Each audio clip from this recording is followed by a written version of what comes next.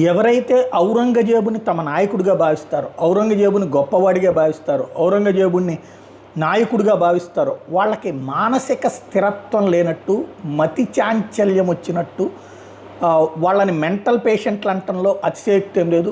భారతీయులే భారతదేశంలో పుట్టినవాడు ఎవడు కూడా అట్లా అనలేరు. ఈవెన్ ముస్లిం సమాజం కూడా ఆ మాట అనలేదు. మరి అట్లా అన్నారు అంటే వాళ్ళ మనస్తత్వాన్ని మనం అర్థం చేసుకోవాలి అంటూ ఉత్తరప్రదేశ్ ముఖ్యమంత్రి యోగి ఆదిత్యనాథ్ నిర్మోహమాటంగా చెప్తాడు కదా.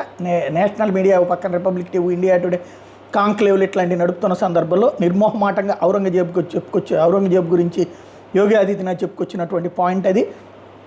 ఇలాంటి వాళ్ళకి ఎలాగ ట్రీట్ చేయాలో ఉత్తరప్రదేశ్కి బాగా తెలుసు అన్నటువంటి విషయం కూడా చెప్పుకొచ్చారు. కాశీ విశ్వనాథ్ టెంపుల్ని కూల్చింది ఔరంగజేబు కాదా అని చెప్పి నిలదీశారు. అలాగే మధురాలోని కృష్ణదేవాలయ దేవస్థానాన్ని కూలగొట్టింది ఔరంగజేబు కాదా అన్నటువంటి పాయింట్ ప్రశ్నించారు. ఇట్లాంటి